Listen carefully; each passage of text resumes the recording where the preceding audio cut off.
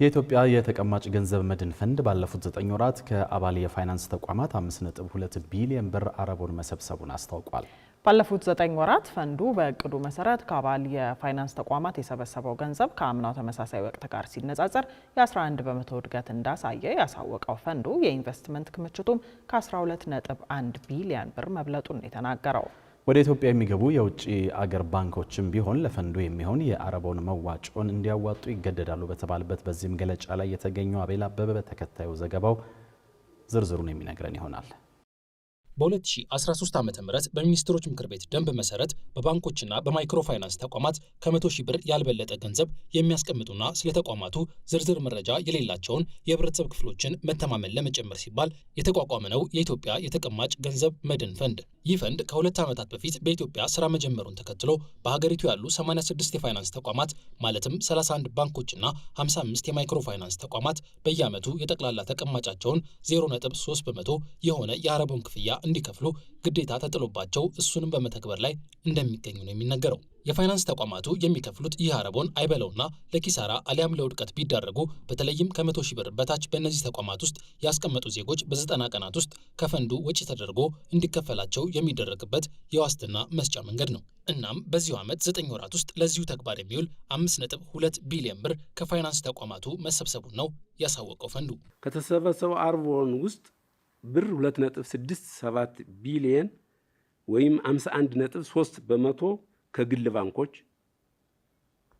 ብር 2.47 ቢሊዮን ወይም 47.5 በመቶ ከኢትዮጵያ ንግድ ባንክ ሲሆን ቀሪው ብር 59.49 ሚሊዮን ወይም 1.2 በመቶ ከማይክሮ ፋይናንስ ተቋማት የተሰበሰበ ነው። የሰበሰበውን የአረቦን ገቢ በመንግስት የግምጃ ቤት ሰነድ ግዢዎች ላይ ኢንቨስት ሲያደርግ የቆየው የኢትዮጵያ የተቀማጭ ገንዘብ መድን ፈንድ በዚህ ዓመት 9 ወራት የኢንቨስትመንት ክምችቱ 12.11 ቢሊዮን ብር መድረሱንና ከዚህ ውስጥ ከ11.1 ቢሊዮን ብር በላዩን ለግምጃ ቤት ሰነድ ግዢ እንደዋለው አሳውቆ ቀሪው ከ900 ሚሊዮን ብር በላይ በኢትዮጵያ ንግድ ባንክ የሙዳራባ የጊዜ ገደብ ሂሳብ ውስጥ መቀመጡን ነው የተናገረው። ከዚህ ጋር ተያይዞ ፈንዱ ከወለድ ነፃ ከሆነ ተቀማጭ ላይ የሰበሰበውን ገንዘብ ለብቻው ነጥሎ በኢትዮጵያ ንግድ ባንክ የሙዳራባ ቋት ውስጥ ማስቀመጡን ተከትሎ ለምን በሌሎች ባንኮችስ ተቀማጭ አያደርግም በሚል ለሚነሱ የፍትሐዊነት ጥያቄዎች መልስ ሰጥቷል። በደም ኢንተርናሽናል ያለው ነገር ምንድነው? ያላችሁትን ገንዘብ የሰበሰባችሁትን መልሳችሁ ለባንኮች ጋር ታስቀምጡ ነው የሚባለው። ኢንትረስት ፍሪን መሰረት ያደረገ ትሬጀሪ ቢል የለም። ሱኩክ የሚባል ወደ ሌሎች ሀገሮች ላይ አሉ። አሁንም እዚህ ብሔራዊ ባንክም ያንን ነገር ኢኖቬት ለማድረግ እየተሰራ ነው ባለን መረጃ ማለት ነው። እና ያኛው ሲኖር ወደዛ ነው የምንመለሰው። ኢትዮጵያ ንግድ ባንክ የተሻለ ነው፣ ተሻለ ሆኖ አግኝቶ ሆኗል ገንዘቡን ለማስቀመጥ ማለት ነው። ስለዚህ አሁን እዛ አስቀምጤ ነው ያለ ነው ማለት ነው። ስለዚህ ዲስትሪቢዩት የምናደርግበት ሁኔታ አይኖርም። በዚሁ ጊዜ ፈንዱ ከሚሳተፍበት ኢንቨስትመንት ጋር በተያያዘ ለምን ከግምጃ ቤት ሰነድ ውጪ ያሉ የኢንቨስትመንት አማራጮችን መመልከት አልፈለገም የሚል ጥያቄ ከጋዜጠኞች ተነስቶ የነበረ ሲሆን 10 በመቶ ዓመታዊ ወለድ ብቻ የነበረው የግምጃ ቤት ሰነድ አሁን ወደ 18 በመቶ ማደጉን በመጥቀስ ይህ አካሄድ የተሻለ መሆኑን በማመን በዚሁ አካሄድ ለመቀጠል ማሰቡን አሳውቋል። ይህ ፈንድ ዋስትና የሚሰጠው በባንኮች ከ100 ሺህ ብር በታች ገንዘብ ላስቀመጡ ዜጎች ብቻ መሆኑን ተከትሎ ዋስትና የሚሰጠውን የገንዘብ መጠን ለማሳደግ አልታሰበም ወይ የሚል ጥያቄንም ለፈንዱ አንስተናል። ገንዘብ ያስፈልገናል ያንን ኮንፊደንስ በሚገባ ቢልድ ለማድረግ ማለት ነው። ስለዚህ ቁጠባችሁን 100 ሺህ ብር እንሸፍናለን ሳይሆን 200 ሺህ እንሸፍናለን ሲባል 300 ሺህ እንሸፍናለን ሲባል ህዝቡ ዘንድ በጣም ጥሩ የሆነ ኮንፊደንስ ቢልድ ማድረግ እንችላለን። አይበለውና አንድ ባንክ ከፍ ያለ መካከለኛ ባንክ እንትን ቢያጋጥም ብዙ ቢሊዮን ይጠይቀናል። የገንዘብ ድጋፍ የሚያበድረን እንድናገኝ ኤምኦዩ ተፈራርመናል። የመግባቢያ ሰነድ የሶስት ልጆች ብሔራዊ ባንክ፣ ገንዘብ ሚኒስቴርና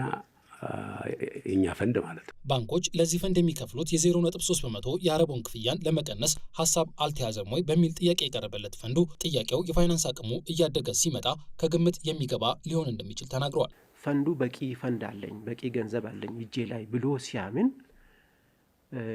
ግን ይቀንሳል ወይም ደግሞ ቶታሊም ሰስፔንድ ያደርጋል፣ ያቆማል መሰብሰቡንም። አስፈላጊ ከሆነም ደግሞ መልሶ እነዚህ አባል ፋይናንስ ተቋማት ለባንኮችም ሊመልስ ይችላል።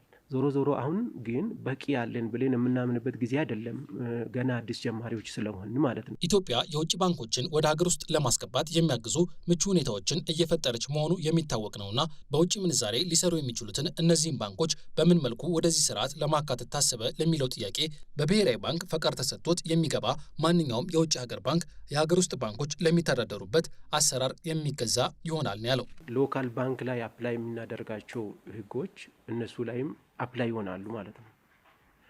ለምሳሌ የምንሰበስበው ፕሪሚየም ከነሱ የምንሰበስብ ይሆናል ማለት ነው። ዲፖዚት በፎሬን ካረንሲ ሊሰበስብ ይችላል። እኛ ግን የምንሰራው በብር ነው።